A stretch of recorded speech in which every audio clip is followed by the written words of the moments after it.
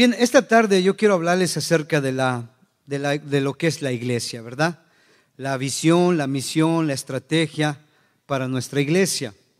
Sin duda que la formación de una iglesia tiene muchos elementos que se deben considerar muy cuidadosamente, ¿sí? Toda formación de una iglesia y todos los elementos que conllevan esto se debe considerar muy seriamente.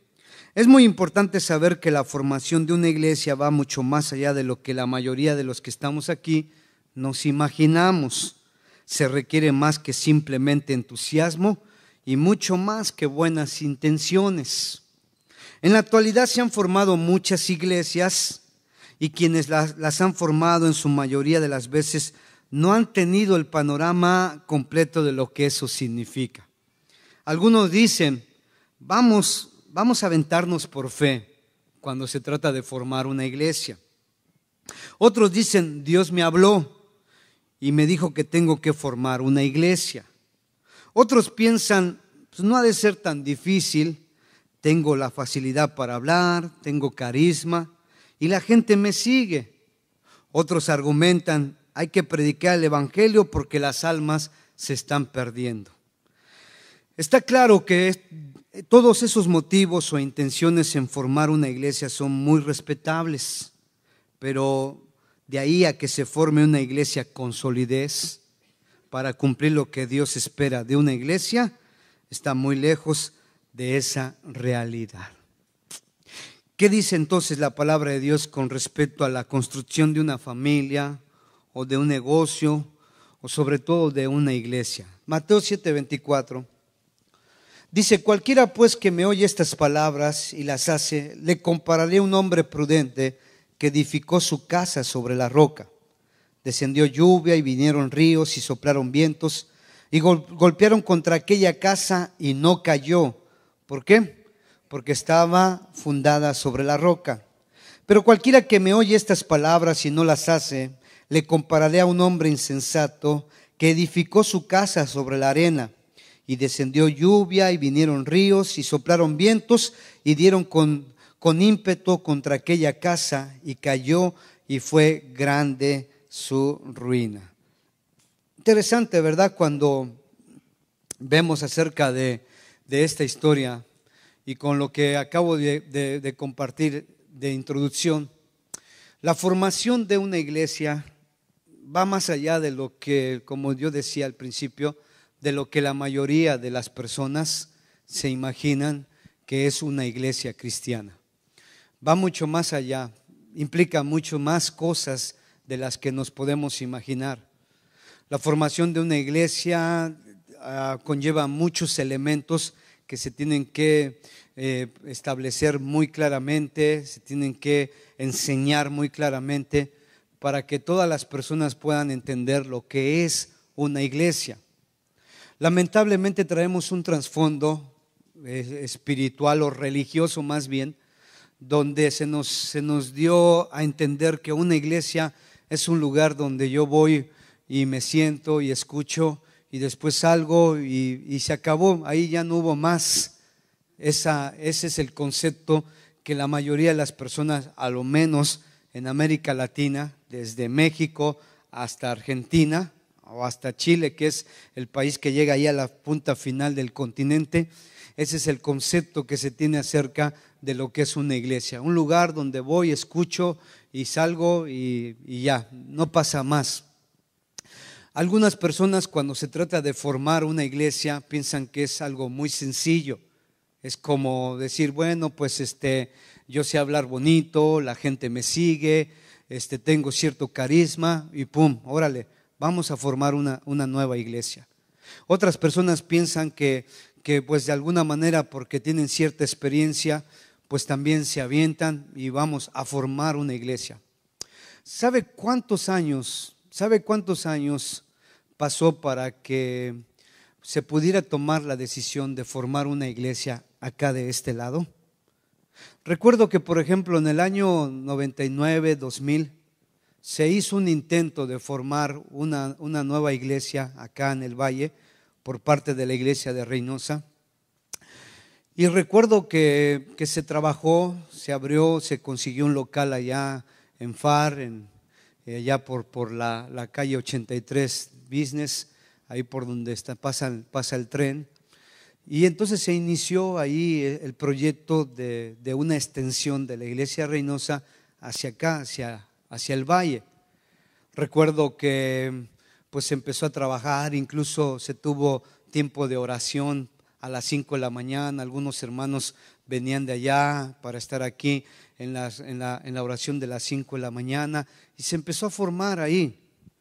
Con el tiempo se llamó la Iglesia Cristiana Alianza, y entonces pues empezó ahí a llevarse a cabo pues ese ministerio. Con el tiempo, pues como les digo, no es fácil formar una nueva iglesia. Con el tiempo, pues ya las cosas no marcharon del todo como se esperaba, y de alguna manera no que hubo un problema, pero sí hubo pues una separación. Y entonces los líderes que iniciaron esta iglesia pues siguieron su rumbo por ellos mismos. Después se asociaron a otro movimiento denominacional, y ahora están funcionando ya incluso con otro nombre. Ya no se llama Iglesia Cristiana Alianza, ya ahora se llama, parece ser que Iglesia Poder de Dios. Y ya entonces definitivamente ahí ese proyecto, y eso ya terminó hace alrededor de unos 10 años, terminó esa asociación. Y la verdad, esa experiencia, pues de esa experiencia aprendimos muchas cosas. Aprendimos que hay que orar más, aprendimos que hay que tomar decisiones con mucho más cautela, aprendimos que es muy importante y clave las personas involucradas en el desarrollo de esa iglesia, hablando de pastores y líderes.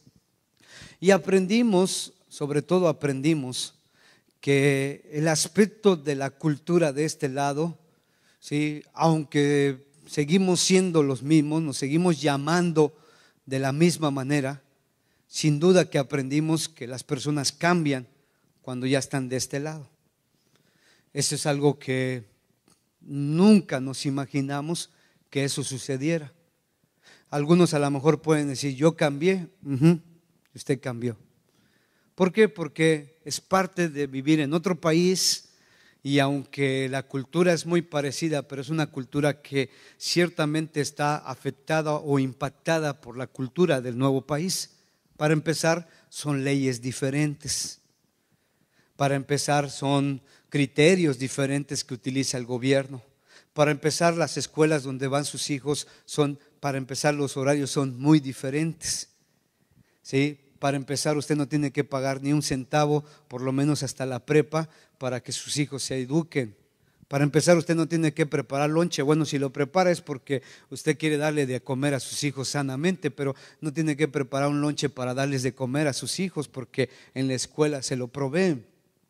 Para empezar, si usted tiene que traer un carro, usted tiene que traer las placas al corriente, tiene que tener un seguro para el carro, tiene que establecer, cuando que en nuestra cultura latinoamericana la única licencia que traemos, y eso pensamos, es la de Dios, porque la licencia de conducir y la licencia del carro, esa la dejamos correr. Entonces cambia, y eso es algo que aprendimos a la hora de formar, ¿sí?, una extensión de una iglesia acá de este lado. Y créanme, costó mucho trabajo entender eso, y todavía aún sigue costando mucho trabajo entender que las personas cambian. Y no es que sea malo que cambien, simple y sencillamente que es importante poder saber cómo adaptarse, ¿sí?, cómo adaptar esos cambios al desarrollo de una iglesia. ¿Saben? Tenemos ya casi 6 años que se llevó a cabo eso, allá por el año de 2007, pues que se empezó a tratar de establecer una segunda vez, de establecer una iglesia de este lado. Se vio un poquito también más comprometido el hacerlo, porque muchas personas iban de aquí para Reynosa a congregarse por allá, pero se vino la inseguridad, Y muchas personas ya no quisieron ir para allá. Muchos también de pronto se empezaron a ver limitados en cuanto al cruce por razones migratorias. Y entonces, pues ahora sí que ¿a dónde nos congregamos? ¿A dónde vamos?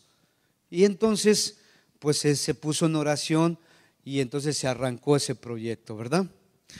Claro que de ese tiempo para acá han pasado muchas cosas. De ese tiempo para acá también han pasado muchas personas.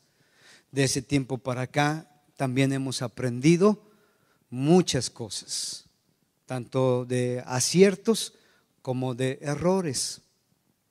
Y entonces lo que vemos ahora, que vemos actualmente, pues es el resultado, por así decirlo, de oración, es el resultado de un apoyo, es el resultado de trabajo de muchas personas. Pero sin duda que lo que vemos hoy no es lo que debería de ser. Creo que después de varios años debemos de considerar que es tiempo para que en esta iglesia se den otros pasos. Es tiempo para que le demos otra perspectiva a cada uno de los que forman parte de la iglesia de lo que es una iglesia. Y no va a ser la perspectiva de nosotros, por supuesto, va a ser la de Dios. Entonces, cuando hablamos de Mateo, estamos hablando que para la construcción de una casa, un negocio, una familia, una iglesia, se requiere de un fundamento. El Señor Jesús nos habla acerca de ese fundamento y dice que una persona construyó su casa sobre la roca, vinieron vientos, vinieron tempestades y la casa se mantuvo firme, pero otro construyó la casa sobre la arena, vinieron tempestades, los vientos y entonces la casa se derrumbó. Entonces debemos nosotros de ir observando cuál es el fundamento en el cual estamos descansando. ¿En qué iglesia queremos convertirnos? Entonces, al poner el fundamento, al establecer el fundamento de la iglesia, sin duda que Jesucristo mismo es la roca eterna, el fundamento de la iglesia. Para ser muy específicos en qué consiste este fundamento, se establece la visión, la misión y el propósito y la estrategia para la iglesia. Y bueno, dice Pablo, y se los leo textualmente, 1 Corintios capítulo 3, que Jesucristo es ese fundamento, lo dice de esta manera. Dice Pablo en 1 Corintios capítulo 3, dice de la siguiente manera, verso 10: conforme a la gracia que Dios me ha sido dada, yo como perito arquitecto puse el fundamento y otro edifica encima, pero cada uno mire cómo sobreedifica, porque nadie puede poner otro fundamento que el que está puesto, el cual es Jesucristo. La iglesia, para que pueda funcionar, la iglesia para que pueda resistir los embates de las tormentas, los embates de las tempestades, de los problemas, de las crisis, del desánimo, de la crítica y de tantas cosas, la iglesia necesita estar sobre el fundamento que es Jesucristo. Esto es muy, muy importante. Por supuesto que el fundamento, de repente, casi a nadie le gusta hablar del fundamento y mucho menos casi a nadie le gusta trabajar sobre el fundamento. ¿Por qué razón? Porque en primer lugar el fundamento cuesta mucho trabajo ponerlo porque hay que escarbar. Y entre más grande sea, más hay que escarbar. Por ejemplo, no sé si usted sabía que las Torres Gemelas, ¿sí?, ahora que se derrumbaron y se mantuvieron allá por tanto tiempo, tenían hacia abajo alrededor de casi 10 pisos, donde las columnas y todo lo que se fortalecía estaba fundamentado sobre algo muy profundo. Y en la parte de la isla de Manhattan, ¿sí?, el área donde están, ¿sí?, el centro de comercio mundial o toda esa área de esos edificios, esa parte es la parte más sólida de la isla de Manhattan. Hagan de cuenta que al final como que ahí se incrustó, ahí se hizo una roca bien fuerte, y de ahí que usted va y puede conocer que la mayoría de los edificios grandototes están en esa parte, le llaman ellos la parte sur de la isla. ¿Por qué? Porque en esa parte es donde más está la roca y donde más pueden construir lo que sea porque se sostiene. Entonces, cuando hablamos de fundamento, a nadie le gusta porque hay que escarbar profundo, número uno. Número dos, a nadie le gusta porque nadie lo puede ver. Nadie lo aprecia porque está enterrado en el piso. No es visible, no es vistoso, no es algo que atractivo. Y cuando se trabaja en eso, muchas personas incluso dicen, no, hombre, al fin y al cabo que ese nadie ni lo ve, así que no le pongas muchas ganas. Pero ¿qué pasa cuando vienen, sí, los temblores, vienen las tempestades, vienen los vientos fuertes? Eso está en la posibilidad de caerse. El día de hoy, no sé si fue hoy o ayer, allá en Filadelfia, se cayó, se derrumbó un edificio. Murieron algunas personas y quedaron atrapadas. Y entonces los investigadores inmediatamente se van a ir al fundamento. ¿Qué pasó? ¿Por qué? Porque todo movimiento de tierra y todo eso comienza con la parte baja, el fundamento. Eso es lo que se está moviendo. Todos los edificios muy altos siempre tienen un movimiento, ¿sí?, en su estructura. Y esos movimientos son normales. Los ingenieros y los constructores saben que esos movimientos son normales. A veces son imperceptibles, a veces sí, pero son normales. Pero ellos descansan en la idea de que eso está sobre un buen fundamento. Y no importa si se tenga que mover un poquito, si se tenga que ladear un poquito, porque mientras que esté en un fundamento, eso no tiene ninguna preocupación. Cuando hablamos del fundamento de la iglesia, Pablo dice, yo puse el fundamento, otro edifica, pero cada uno debe de mirar cómo sobreedifica encima. Esto es muy importante. Entonces, la palabra de Dios nos habla acerca de poner un fundamento. Aquí en la iglesia, ¿sí? Y esto es como quien dice lo que vamos a ir construyendo sobre ese fundamento, es que debemos de tener una visión, una misión, un propósito y una estrategia. ¿Cuál es esa? Número uno, traer personas a Cristo. Eso es la base principal del trabajo de una iglesia cuyo fundamento es Jesucristo. Traer personas a Cristo. Ese es el trabajo que cada cristiano debe estar haciendo en su caminar con Dios. Traer a otras personas para Cristo. ¿Cuándo fue la última vez que usted trajo una persona para Cristo? ¿Cuándo fue la última vez que usted le habló a alguna persona del Señor Jesucristo? Esa es la primera. Dos, hacerles miembros de la familia de Dios. No solamente se trata de alcanzar a otras personas. No, hombre, gané para Cristo 5 personas y estoy muy contento. Gloria a Dios. Pero el trabajo de una iglesia también consiste en que a esas personas hay que traerlos para que formen parte de la familia de Dios. ¿Por qué? Porque miren, por ejemplo, en los años 70 hubo algunas personas que se decían ser cristianos, que ellos decían que Cristo sí, iglesia no. Cristo sí, iglesia no. Entonces muchas personas decían, sí, yo soy cristiano. Ok, ¿en qué iglesia te congregas? No, yo no tengo iglesia. ¿Pero cómo? Sí, no, porque yo estoy desilusionado de las iglesias. Yo estoy desilusionado de los pastores. Yo estoy desilusionado de los hermanos que se congregan en una iglesia. Entonces, por lo tanto, yo soy cristiano, pero yo no tengo iglesia. Yo no asisto a ninguna iglesia.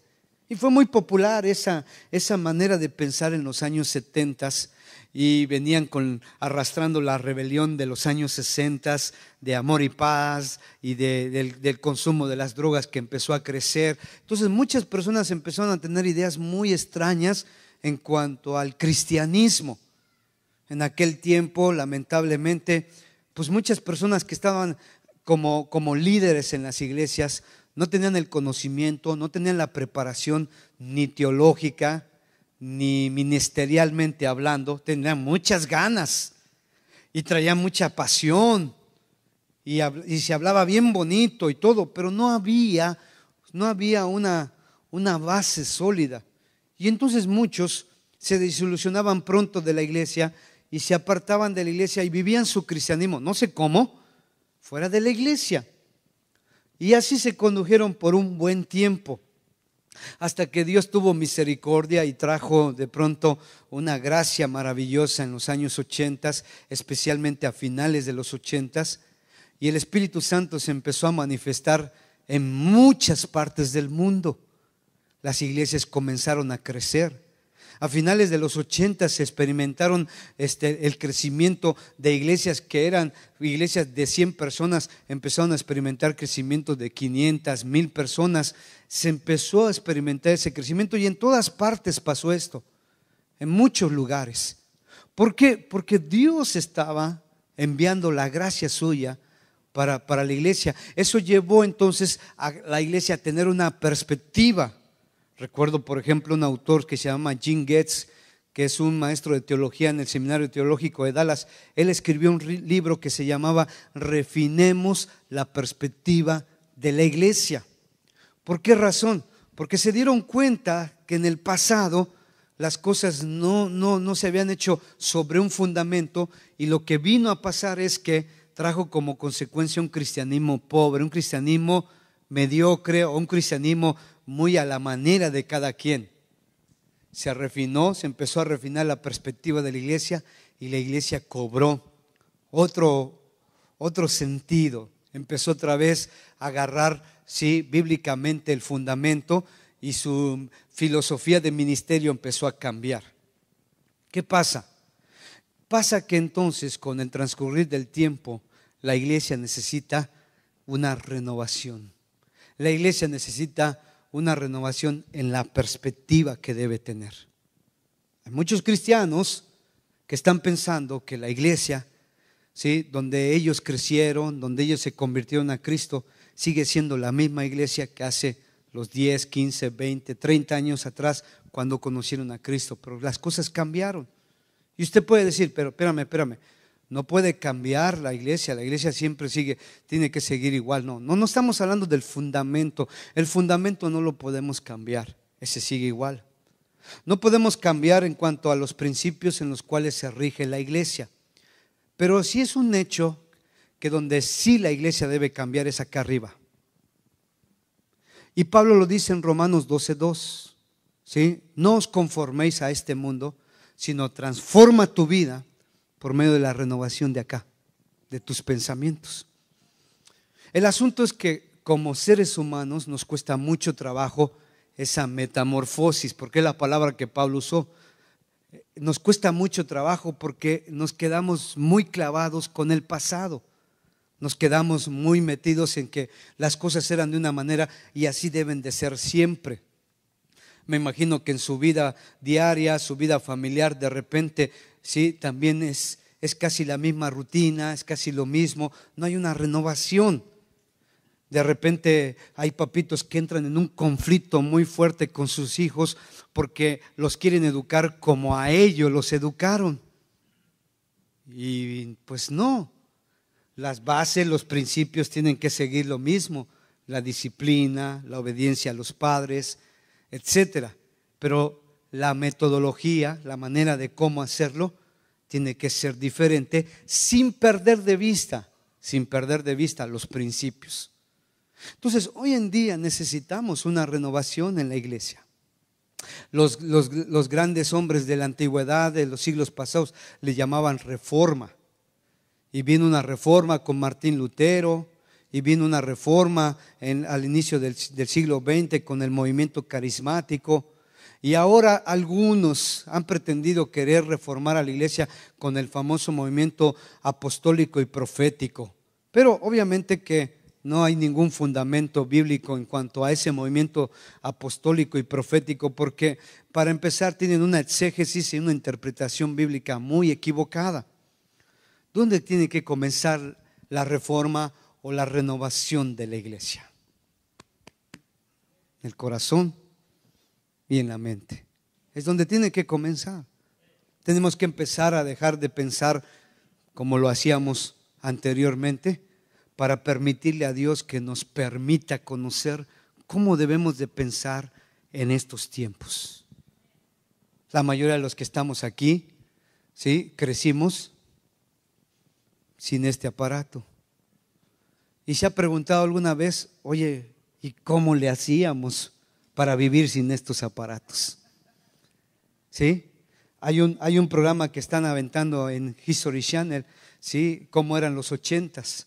Y cuando hablan del área de los teléfonos celulares, están ahí el documental y eso, y dicen, pues nos citábamos una semana antes, nos vemos en la plaza tal, abajo de tal reloj o de tal lugar, a tal hora, y ahí se reunían todos, pero una semana antes se concertaban esas citas y la gente se juntaba. Hoy en día no puedes pasar un día sin confirmar porque no sabes si va a llegar, y hasta cada rato, ¿sí te acuerdas de la cita? Cuando que antes era diferente. Entonces los tiempos han cambiado, las situaciones a nuestro alrededor han cambiado, y saben, Dios quiere que nosotros podamos también cambiar nuestra manera de pensar. Ciertamente cuesta trabajo porque son como ciertas construcciones que uno levanta y como que Dios te dice, no, ahora ya tumbas eso porque ahora tienes que construir otra cosa diferente. Son esquemas. En el mundo secular le llaman paradigmas. Sí, un paradigma es una forma de pensar, sí, y entonces en el mundo llaman que los nuevos paradigmas. Nosotros no pensamos como el mundo, ni debemos de pensar como el mundo, pero sí tenemos que permitir al Espíritu Santo que nos renueve. Esto es importante. Si nos quedamos con el pasado, entonces los resultados van a ser igual que en el pasado. El problema es que no es que los tiempos pasados hayan sido malos y que ahora sean buenos. El problema es que querer ver los resultados en el presente con los recursos y con los sistemas del pasado, va a haber un conflicto tremendo. Va a haber un choque y no va a haber resultados. Entonces alguien dijo, si quieres que las cosas en el futuro sean diferentes, comienza a hacer en el presente las cosas diferentes.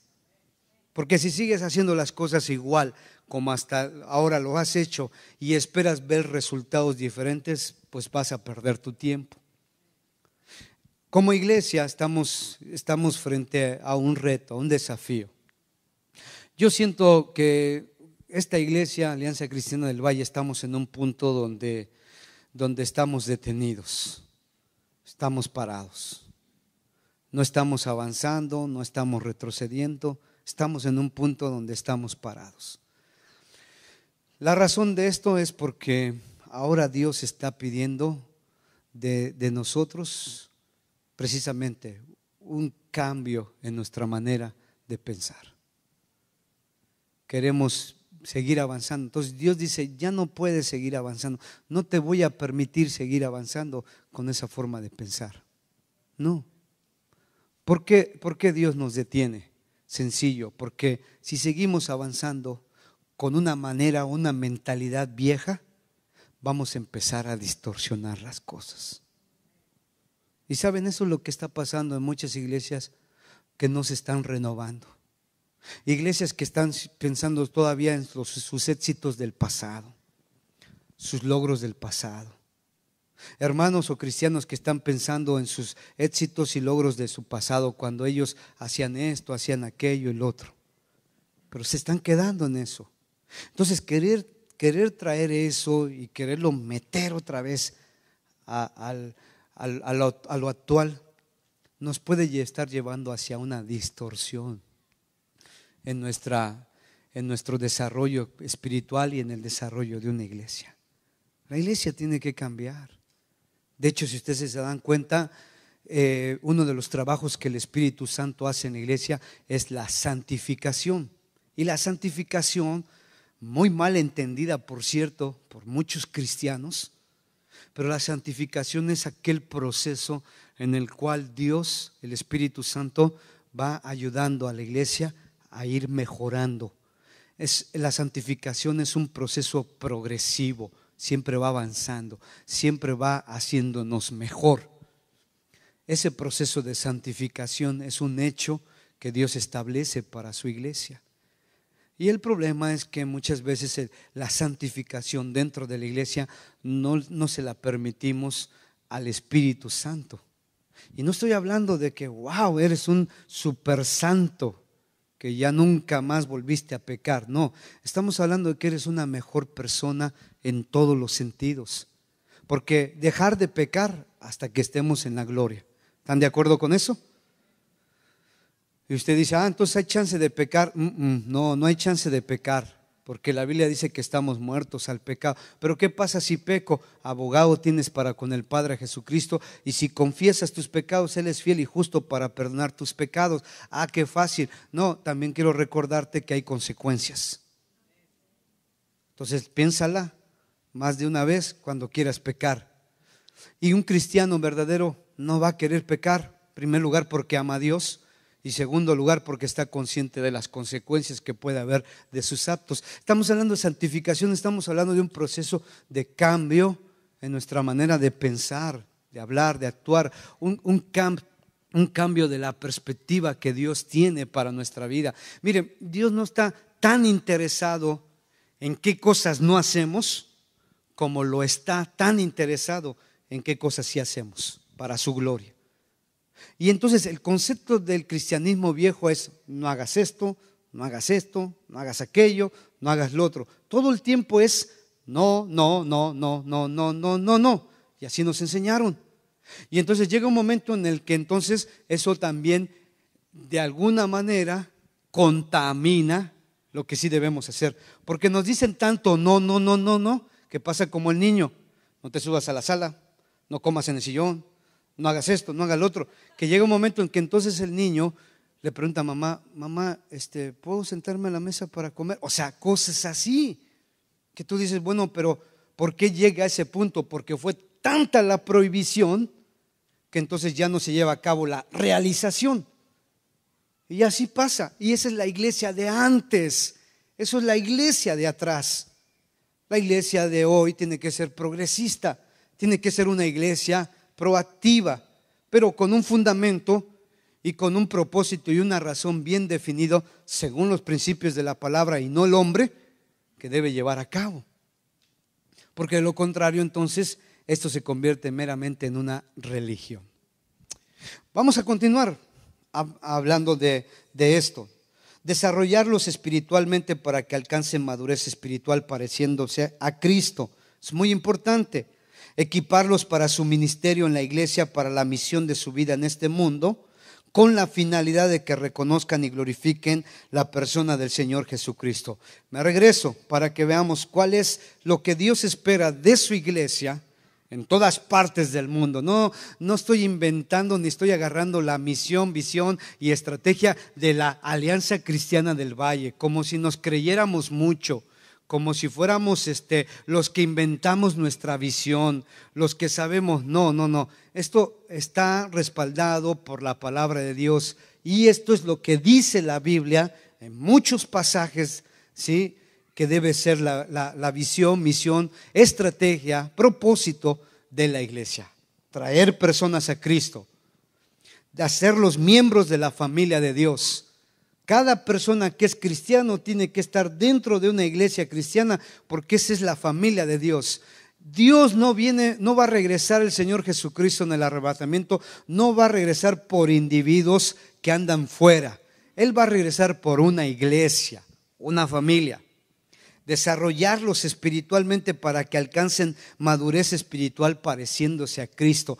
Esa debe ser también parte de la visión que uno debe tener en su vida cristiana. Yo tengo cada día que crecer espiritualmente, yo tengo que alcanzar madurez espiritual, y yo cada día me tengo que parecer más a Cristo. 4, equiparlos para su ministerio en la iglesia, para la misión de su vida en este mundo. Todos tenemos una misión que cumplir. Todos aquellos que tienen a Cristo en su corazón tienen una misión que cumplir. Y tenemos que llevar a la iglesia a que cada uno participe en la misión que Dios le ha dado que debe cumplir. cristianos que están sentados en la banca, cristianos que no participan, no están cumpliendo con la misión de Dios para sus vidas. De hecho, Dios ha dado un don, sí, un regalo, una capacidad para llevar a cabo dentro de la iglesia. Y por último, esto tiene la finalidad, el propósito de que reconozcamos y glorifiquemos a la persona del Señor Jesucristo. O sea, en pocas palabras, ¿qué significa eso? Significa que Dios es el que ¿se lleva qué? Toda la gloria. Significa que Dios es el que se lleva todo el reconocimiento. Significa que Él es la estrella de todo esto. Así de sencillo. Dentro de la iglesia no puede haber estrellitas. Dentro de la iglesia no puede haber personas que se estén llevando la gloria que le corresponde a Dios. Lamentablemente la iglesia cristiana hoy en día tiene muchas estrellas, ya sean predicadores, ya sean tumbadores de gente, o ya sea personas que cantan muy bonito o tocan muy bonito un instrumento, se convierten en las estrellas de la iglesia. Y la gente entonces va más por ver a esas personas que por honrar y glorificar a Dios. Y entonces ese es el problema. Entonces cuando en tu iglesia, pues no hay estrellitas, de repente como que te aburres, ¿verdad? De repente como que, ¿cuál es el chiste? ¿Cuál es la razón? No, hombre, y hoy no vamos. Y es muy sencillo. Cuando que cada vez que nos reunimos, le estamos diciendo a Dios, Señor, vengo a darte todo el reconocimiento y toda la gloria a ti. Esa debe ser la principal razón por la cual usted entra por esa puerta para estar aquí en este lugar. Darle la gloria a Dios. Bueno, continuamos. Ahora bien, una vez que se ha establecido en qué consiste el fundamento, debemos de plantearnos cuáles son los elementos esenciales para el desarrollo de la iglesia. ¿Cuáles son? En primer lugar, contar con la bendición y el respaldo de Dios. ¿Verdad que sí? O sea, como iglesia, Alianza Cristiana del Valle, tenemos que asegurarnos de esto. Que Dios nos dé su bendición y que Dios nos esté respaldando. Me temo que muchos de ustedes no han pensado en eso últimamente. Me temo que últimamente en esta iglesia no hemos pensado que lo que hacemos aquí es una bendición, que lo que hacemos aquí es porque estamos contando con el favor de Dios, con la oportunidad de Dios, con el privilegio que Dios nos está dando. ¿Saben cómo yo analizo la vida así de la iglesia? Que muchos vienen por rutina. Muchos están haciendo su trabajo, su ministerio solamente por cumplir. Y no están valorando y no están abrazando la bendición que Dios les está dando de poder servir.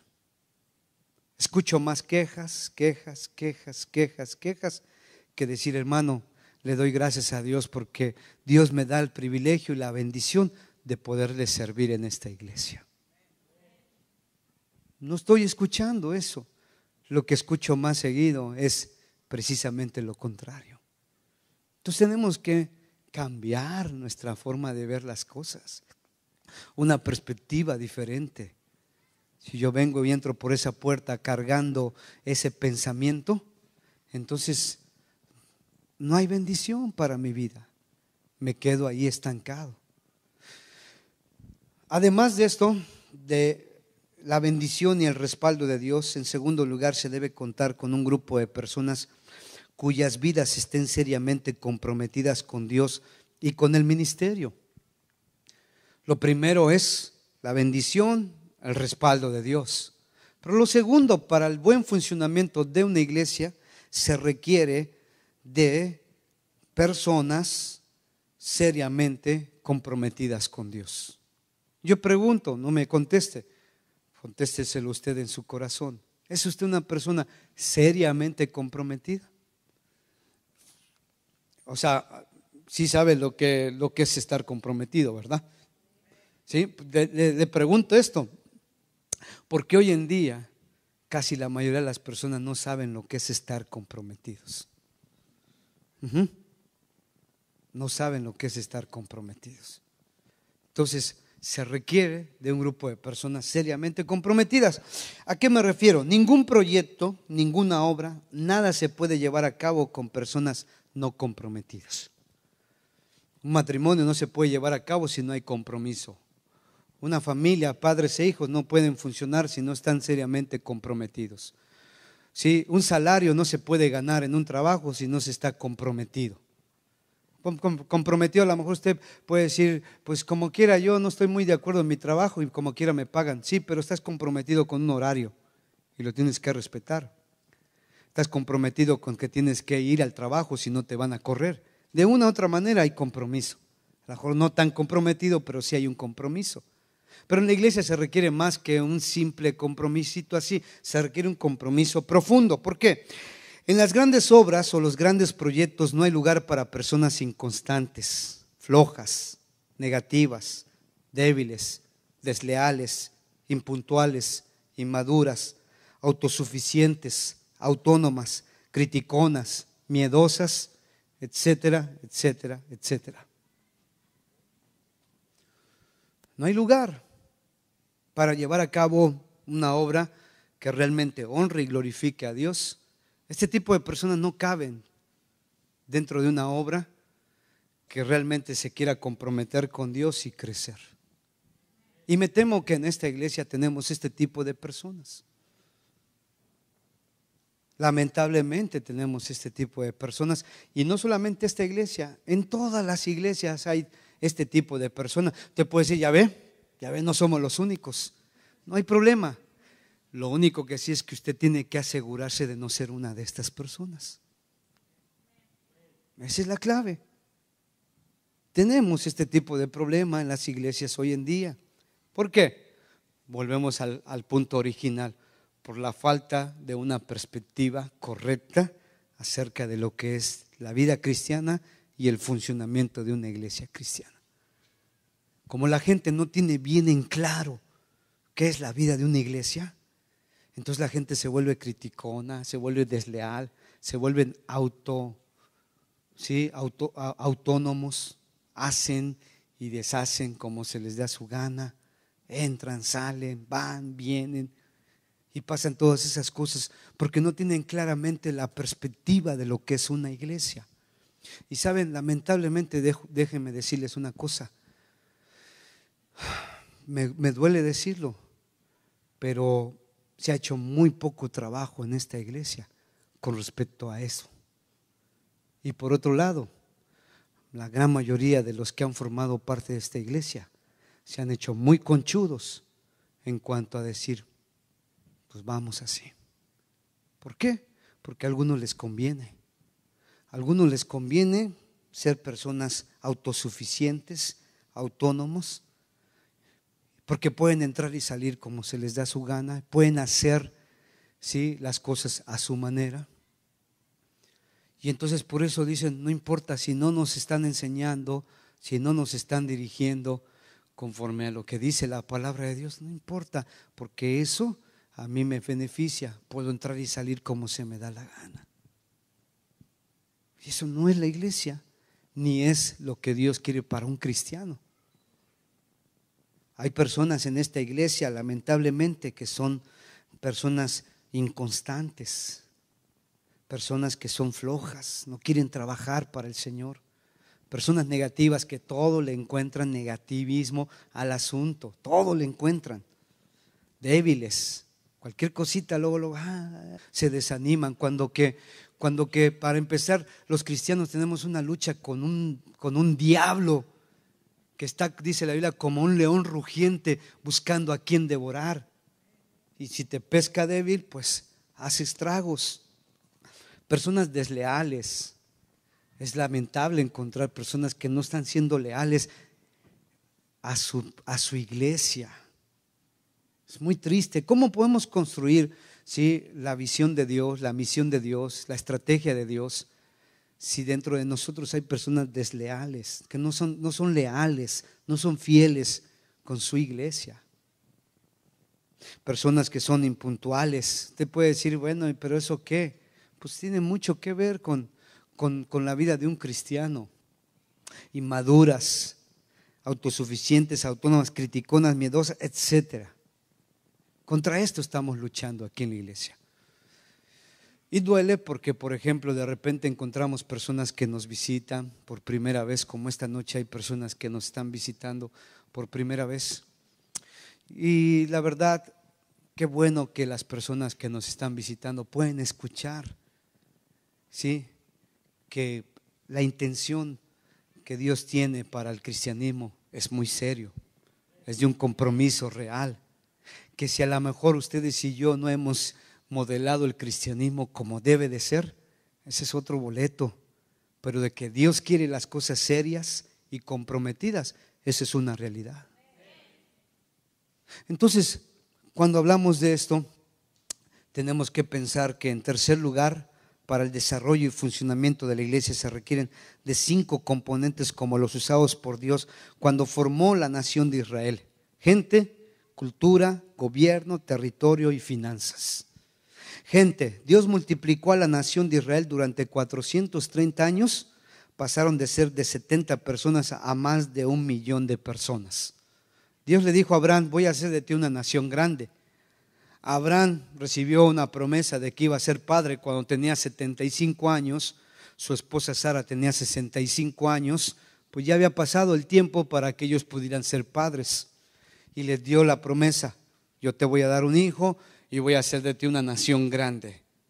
A los 75 años, pues sí, y por incrédulo me voy a tardar 25 años más. Y entonces vino a ser papá no a los 76, 9 meses después, no, ni a los 66, 9 meses después que se alivió ella. No, vino a ser papá a los 100 años y ella a los 90.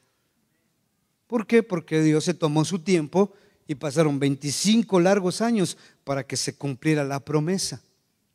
Y de ahí entonces Dios tenía un plan bien estratégico y bien elaborado, porque Dios no tiene nada de improvisado. Y entonces trabajó con esa familia. Después esa familia se convirtió en una familia de un poquito más de 60 personas. Pasaron un hambre, se tuvieron que ir a Egipto porque había hambre y ahí sí había de comer.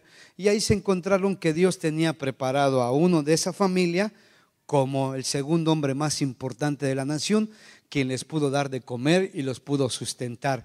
Y aparte de eso les dio un pedacito de territorio donde ahí pudieran vivir, mientras que pasaron 430 años y se multiplicaron y llegaron a ser más de 1 millón de personas. Se cumplió. Dios le dijo a Abraham: voy a hacer de ti y de tu descendencia una nación grande. Lo multiplicó y se convirtió en algo grande. Amén. Ahora bien, esto es bien importante para que nosotros podamos ir avanzando en cuanto a esto. Cuando hablamos de gente, ¿sí?, debemos de darnos cuenta que Dios siempre va a buscar la manera de desarrollar algo a través de las personas. 2, cultura. Dios les dio una cultura a un pueblo que acababa de salir de la esclavitud por medio de la ley de Moisés. Fueron 10 mandamientos, 613 preceptos y en total fueron 10,200 ordenanzas que ellos debían de poner en práctica. No nomás fueron 10 mandamientos, fueron 613 y de ahí se desprendían hasta llegar a la cantidad de 10,200. Y alguien dijo: y si no lo crees, cuéntalos, ahí están en la Biblia. ¿Por qué tenía que darles una cultura? Porque ellos venían de otro mundo, venían de otro país, donde se hablaba otra lengua, donde se tenían otras costumbres. Exactamente igual como nosotros venimos de un mundo donde se tenían otros dioses, donde se tenían otra cultura, otra forma de pensar. Y entonces venimos a Cristo y entonces comienza una cultura diferente de hacer las cosas. ¿Saben por qué muchos cristianos se quedan estancados en su vida espiritual? Precisamente porque quieren vivir su cristianismo según la cultura del pasado. ¿Cuál era la cultura del pasado? Yo le caigo a la iglesia una vez a la semana. Si me sale algún contratiempo ahí, lo voy a ocupar como un buen pretexto para no ir a la reunión. yo no me voy a involucrar mucho porque no, eso que se involucren ahí las viejitas y los niños, ellos que se involucren. No, yo tengo mucho trabajo que hacer, o sea, muy sofisticado, estoy muy ocupado, mi agenda está demasiado ocupada. Esa es la cultura de antes. Dios tuvo que trabajar con ellos y para darles esa cultura, Dios tuvo que trabajar con ellos durante 40 años. ¿Cómo? En el desierto. ¿Y sabían ustedes que de todos los que salieron, de más de 1 millón de personas que salieron de Egipto hacia la tierra que Dios les había prometido, donde iba a ser su territorio ya oficialmente, solo 2 personas entraron a aquella tierra? Usted dice, ¿qué pasó con el otro 1,000,000 y feria? Se murieron.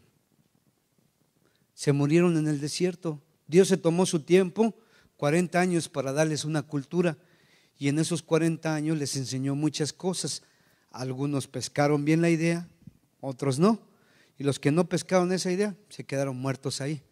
Dios dijo, yo no llevo prisa, miren, para formarlos ustedes de gente me llevé 430 años, que me tarde otros 40.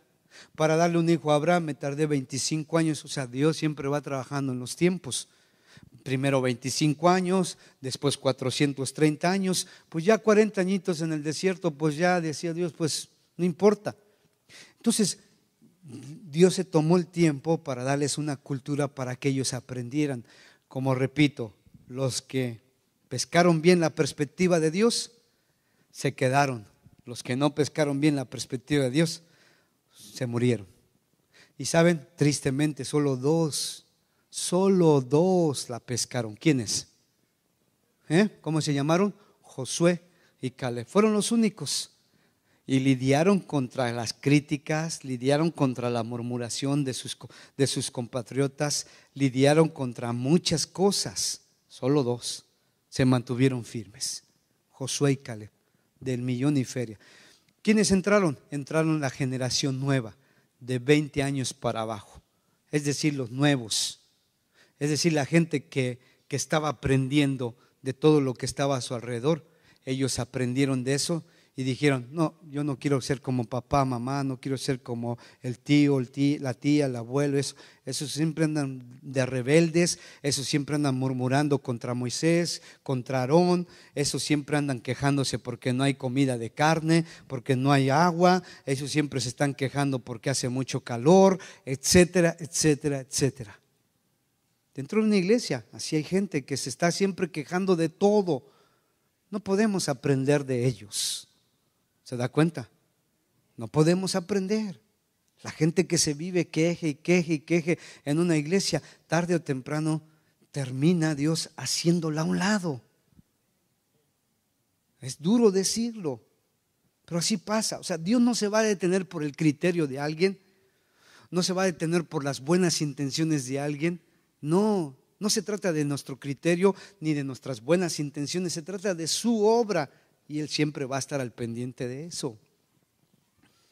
Por encima de quien sea, por encima de quien sea.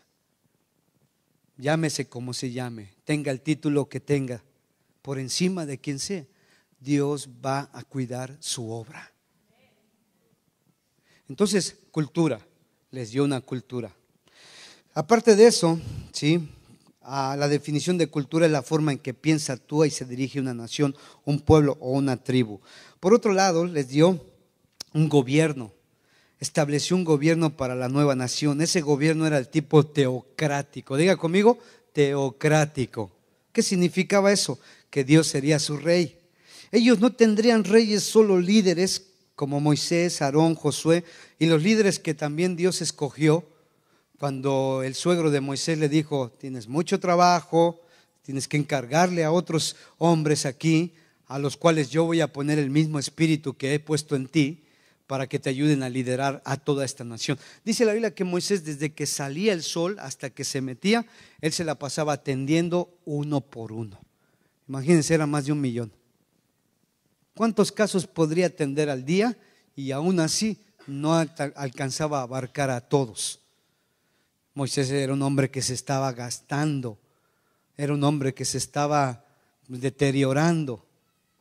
En la obra, ¿sí? No puede hacer el trabajo una sola persona, se requiere de más personas. Y entonces Dios usó a Yetro, el suegro de Moisés, y Yetro le dijo: mira, ¿por qué no divides ahí los grupos de las personas? Y entonces levantaron líderes para que se encargaran de 1000, de 100 y de 50.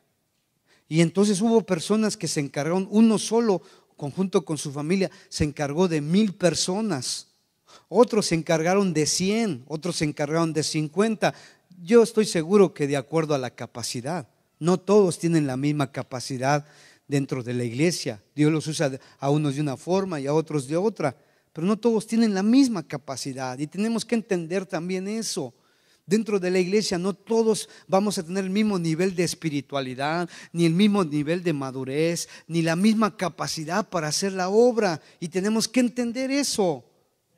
A veces nos estamos aferrando a que todos deben de ser igual que yo. No, discúlpame, pero no es así. Así no funciona. Todos debemos ser igual a Cristo, pero no igual a mí, no igual a ti, no. Es igual a Cristo, y Dios usa de una manera diferente a cada quien y le da una capacidad específica a cada uno. Bueno, entonces eso fue lo que hizo Dios. Escogió de entre ellos y les dio, sí, la estrategia. Él era el rey, el principal. Así como hoy en día dentro de la iglesia, Cristo es la cabeza de la iglesia. Pero levantó hombres como Moisés, Aarón, Josué, Caleb y otros muchos más que pudieran ayudar en ese gran trabajo. También les dio un territorio. Dios los sacó de la esclavitud de Egipto con la promesa de darles una tierra. Los preparó durante 40 años y después de eso los llevó a poseer la tierra. ¿Sí? Eso fue lo que hizo. Toda nación necesita gente, cultura, gobierno, territorio. ¿Sí? Y los llevó a poseer un territorio ya para ellos. Y por último, ¿sí?, les habló acerca de finanzas. Porque toda nación necesita finanzas, ¿sí? No solamente un gobierno, no solamente un territorio, no solamente una cultura, ¿sí? No solamente pues ahora sí que una gente necesita también finanzas. Y fíjese lo que dice la Biblia en Éxodo 11:2. Dice: habla ahora, Dios le dio instrucciones a ellos para que le pidieran a los egipcios todas sus joyas y todo cuando salieron. Y le dijo: habla ahora al pueblo, y cada uno pida a su vecino y cada una a su vecina alhajas de plata y de oro. Y el Señor dio gracia al pueblo en los ojos de los egipcios. Y con este oro, hermanitos, más adelante la Biblia dice que con este oro y esta plata se construyó el tabernáculo para Dios. Cuando ya iban saliendo de Egipto, pues la nación estaba hecha garras, pero todavía tenían sus alhajas, tenían todo eso. Dios les dio gracia, y entonces los judíos les dijeron a la vecina: oye, vecina, pues échame ahí algo de oro y de plata. Y el hombre: oye, vecino, échame ahí algo de dinerito y eso. Y dice la Biblia que Dios les dio gracia y la gente les dio. Y ellos salieron no solamente hacia la tierra prometida, sino salieron bien bendecidos en el sentido material. ¿Por qué? Porque el plan de Dios era que todas esas finanzas, todos esos recursos, después los iban a usar más adelante. Entonces, esa es la formación de una nación. Se requiere de eso. Dice la Biblia: y salió toda la congregación de los hijos de Israel delante de Moisés, y vino todo varón a quien su corazón estimuló, y todo aquel a quien su espíritu le dio voluntad, con ofrenda al Señor para la obra del tabernáculo de reunión y para toda su obra, y para las sagradas vestiduras. Vinieron así hombres como mujeres, todos los voluntarios de corazón, y trajeron cadenas y zarcillos, anillos y brazaletes y toda clase de joyas de oro, y todos presentaban ofrenda de oro. ¿A quién?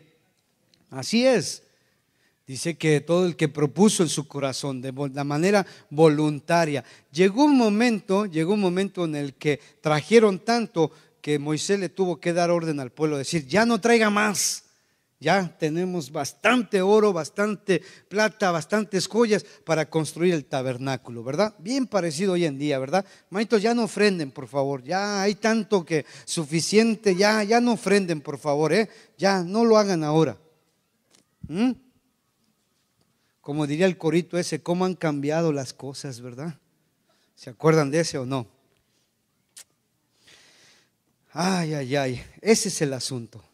Necesitamos tener una perspectiva diferente. Bueno, toda iglesia se compone de personas. ¿Están de acuerdo? Vamos a ver lo que dice Hechos 2:46. Y perseverando unánimes cada día en el templo y partiendo el pan en las casas, comían juntos con alegría y sencillez de corazón, alabando a Dios y teniendo favor con todo el pueblo. Y el Señor añadía a la iglesia, ¿sí? Cada día a la iglesia a los que habían de ser salvos.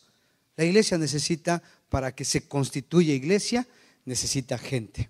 ¿Están de acuerdo? Sin gente no puede llamarse iglesia. Recuerdo que en los años 70 y en los años 80 las grandes denominaciones establecían que una misión antes de convertirse en una iglesia, es decir, un grupo de personas, una vez que llegaran a 25, después de 25 se podían constituir en una iglesia. Entonces, si tú juntabas un grupo de 25 o de 30 personas, ya esas denominaciones podían nombrarte como una iglesia. Y bueno, en aquel tiempo así era, porque la mayoría de las iglesias sí solamente llegaban a las 50, 75 o máximo 100 personas. Entonces, tener un grupo ya de 25 personas, pues ya era casi como una iglesia. Entonces, las misiones o esas denominaciones decían: ok, a partir de ahora ustedes ya no van a hacer una misión, ya van a hacer una iglesia. Y se armaba una iglesia. Hoy en día nos damos cuenta cómo a veces hay grupitos de personas así que se juntan y entonces rapidito, ya somos la iglesia fulana de tal. Entonces Dios se tomó el tiempo para hacer, ¿sí?, un grupo grande y constituir una nación. Y la Biblia lo dice: el Señor añadía cada día a los que habían de ser salvos. ¿Saben? En el capítulo 2 de Hechos hay 3,000 personas. En el capítulo 4 hay 5,000 personas convirtiéndose a Cristo. En el capítulo 5 hay 4,000 personas. Ya para el capítulo 5 de Hechos estamos teniendo una iglesia de alrededor de unas 12,000 personas. Se requiere gente. Mi pregunta es: ¿ustedes quieren como iglesia conformarnos con el grupito que somos ahorita? Ahora, no es que querramos gente nada más por gente. Pero el resultado de un buen trabajo que se está haciendo, sí, se puede medir, se puede ver. No es lo único, a través de que una iglesia vaya creciendo numéricamente. ¿Cuántas personas usted ha traído a la iglesia? ¿Cuántas personas usted ha acercado a Dios? Tal vez a lo mejor eso nos está faltando y por eso nos hemos vuelto tan criticones, tan juzgadores, tan así, porque nos ha hecho falta tener más pasión por las almas y compartir el evangelio a otros. Yo les aseguro que tuviéramos una perspectiva diferente, ya no cabríamos aquí. Y déjenme decirles una cosa, de pronto, si comparamos, que no son buenas las comparaciones, pero si comparamos a lo que vemos a nuestro alrededor, no, hombre, esta iglesia está en la gloria. Está en la gloria. Tenemos así de gente, así de multitud. Ahorita hay muchas iglesias aquí en el valle que se están reuniendo igual que nosotros, usted y yo, y hay 10 personas. Y tienen ahí su iglesia, tienen su local y todo, hay 10, 20 personas. Aquí habemos casi 200 personas, contando los niños, pues ya lo completamos, pero estamos muy bien en ese sentido si hablamos de comparación. Pero si hablamos de comisión, de la gran comisión, nos falta un montonal. No debería de estar ninguna de estas sillas vacías. Este lugar debería ya de ser insuficiente, buscando otro lugar para poder traer más personas a Cristo. Y les repito, y no porque querramos ser una iglesia grandota en gente, sino porque es el plan de Dios. Ahí lo vemos, Dios añadiendo a la iglesia a los que iban siendo salvos. Es el propósito de Dios, que crezcamos. Y usted tiene que tener eso en su corazón. Esa es una manera diferente de tener una perspectiva en Dios. Dios, tú quieres darle crecimiento a tu iglesia. Pero ¿sabe qué pasa con muchos cristianos? Lejos de traer, ellos no vienen.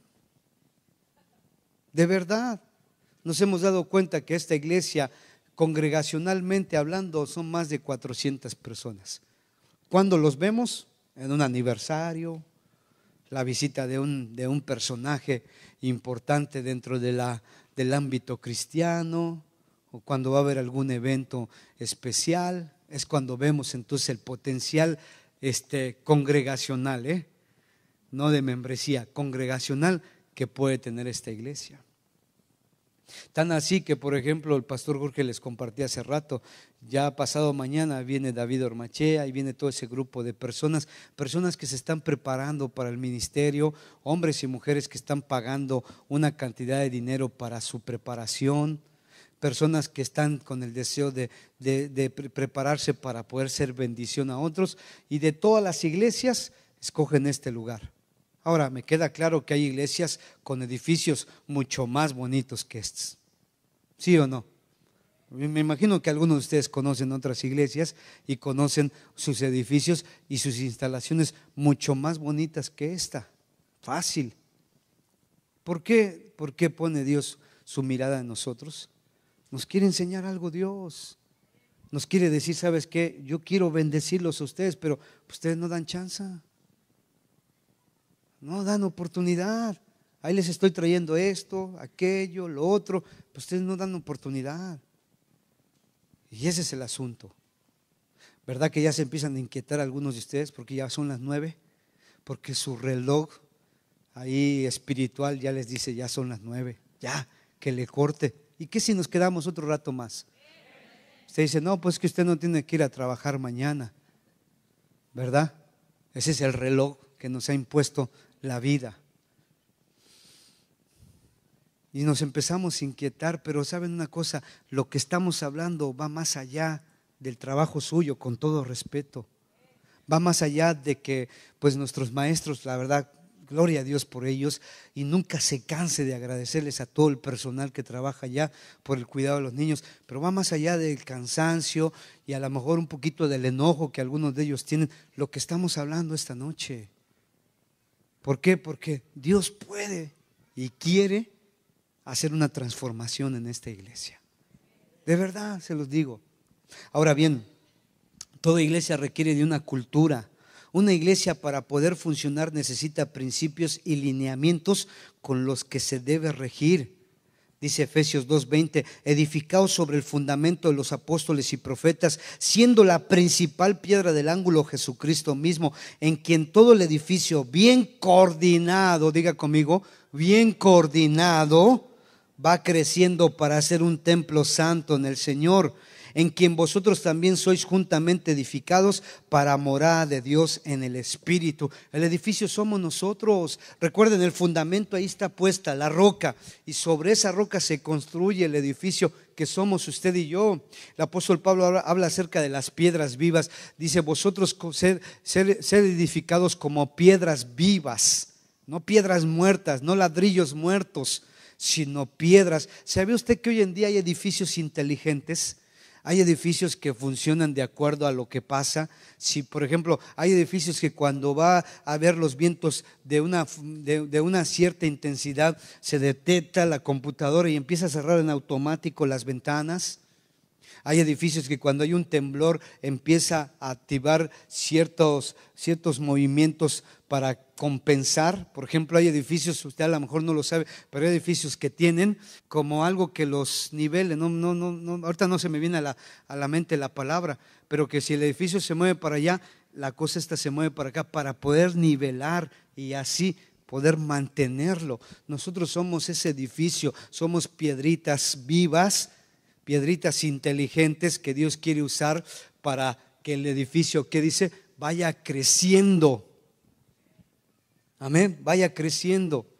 Y déjeme decirle una cosa, si usted no tiene esa mentalidad, o sea, si usted no tiene esa visión de lo que es la iglesia, no pierda su tiempo. No pierda su tiempo viniendo a una reunión así tan aburrida como esta. A lo mejor usted puede decir, qué aburrido todo eso. Yo venía porque yo quería escuchar algo que me motivara, algo que me animara. Pues qué mejor ¿sí? Motivación, qué mejor ánimo que Dios quiere usar tu vida.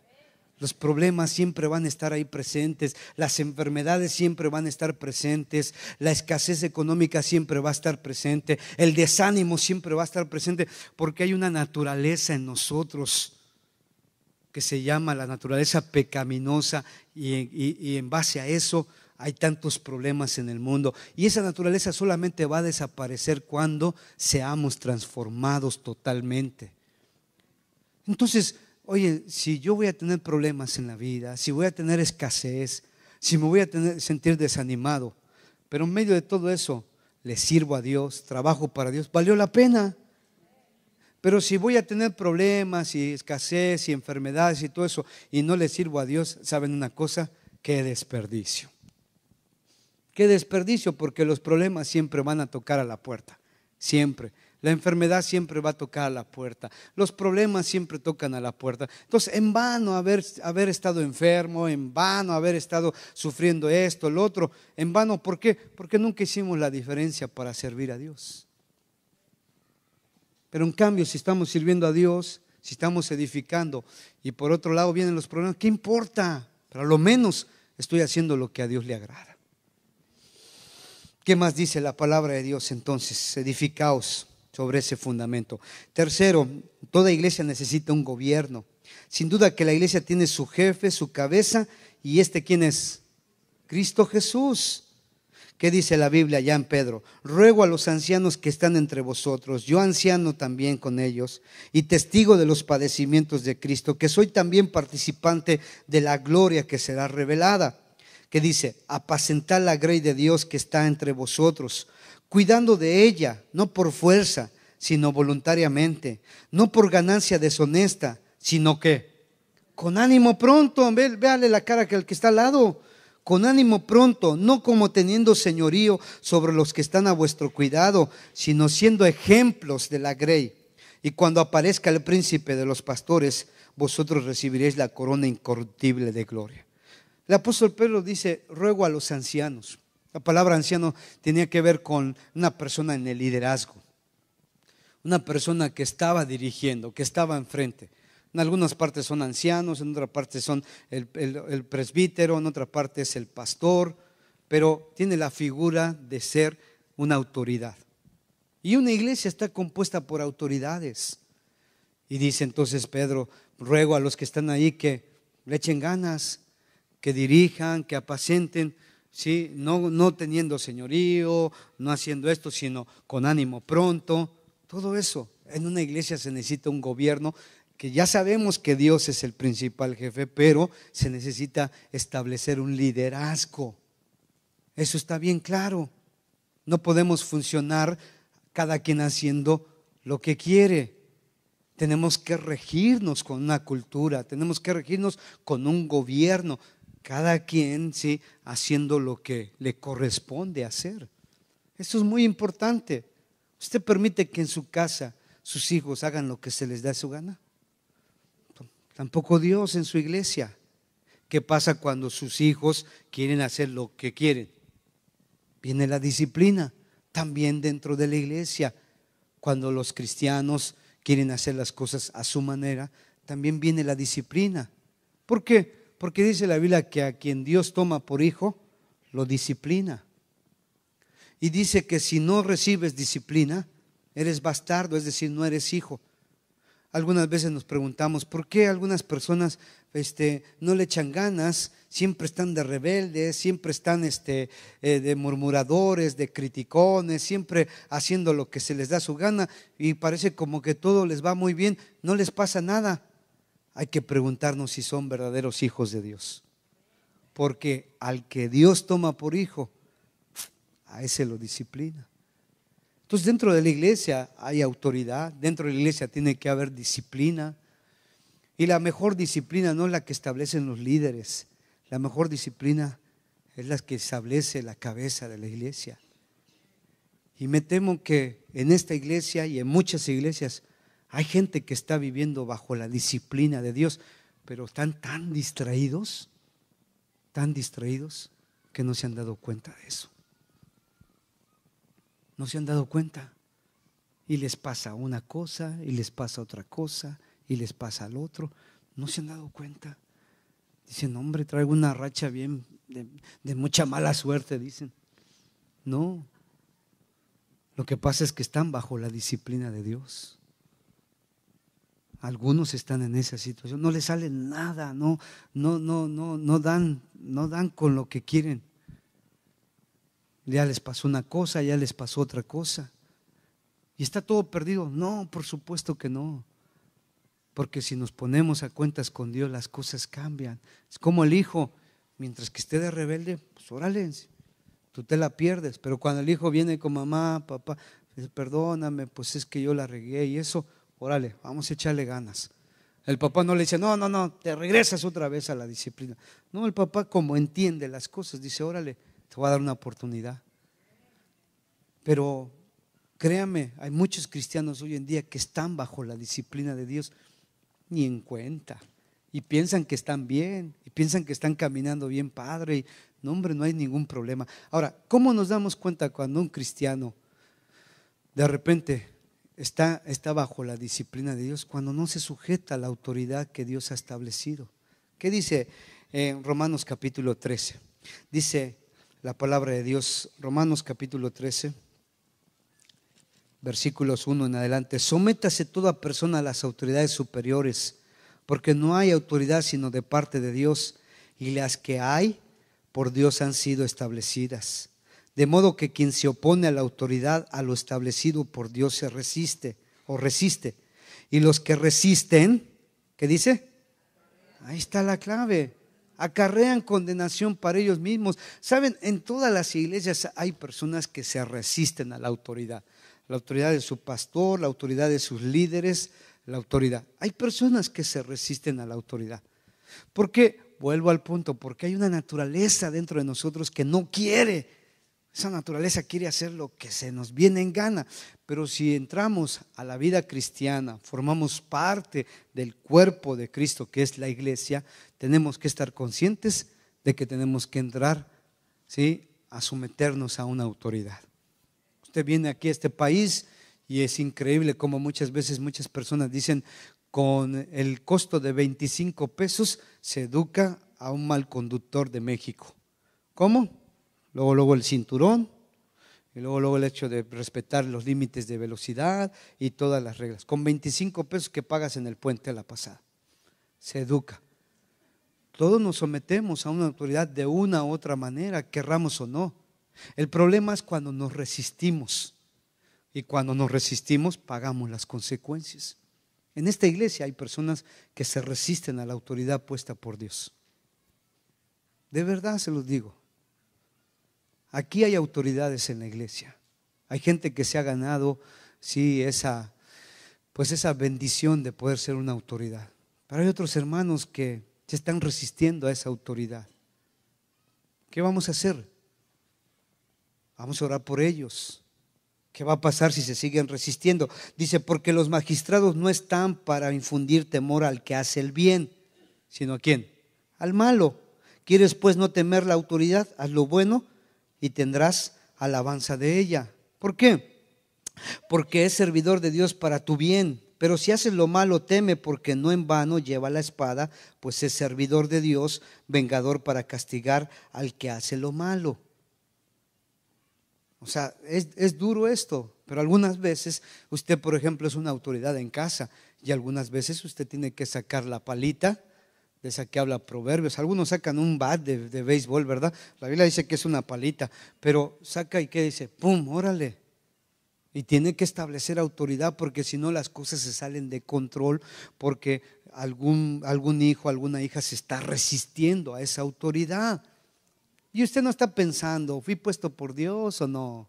A ver, déjame ver, si disciplino a mi hijo, ¿será que es de Dios? ¿Será que Dios quiere? No, usted ni la piensa. Usted va por la palita y pum, vámonos. Así de fácil. Entonces, ¿por qué dentro de la iglesia de pronto estamos permitiendo que haya gente que se resiste a la autoridad? ¿Por qué lo permitimos? Todos somos parte de este cuerpo. Si hay alguien que llega con ustedes y está quejándose de las cosas aquí en la iglesia, pues que proponga cómo mejorar las cosas, pero también al mismo tiempo que se calle la boca. Sí, porque estar hable.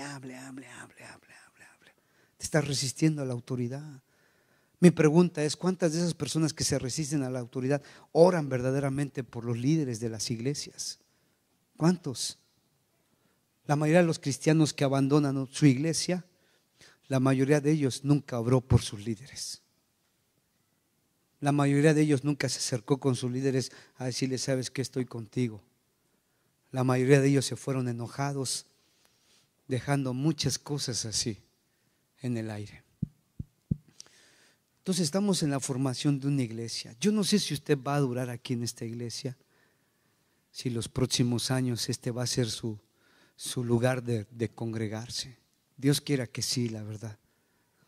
Pero tenemos que hacer algo para que esto cambie. Para que esto cambie. ¿Dónde comienza? Con nosotros mismos. ¿Dónde comienza?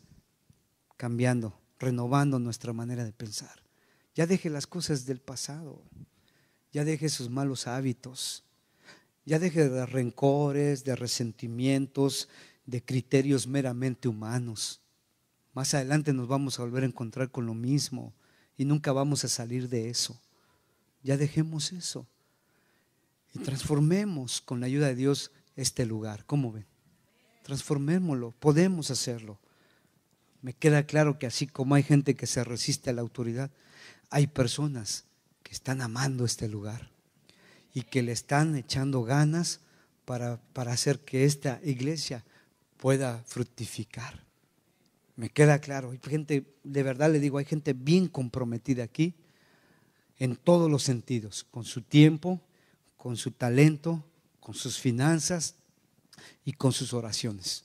Hay gente comprometida, pero lamentablemente es un puñito así, muy poquito. Necesitamos retomar. ¿Sale?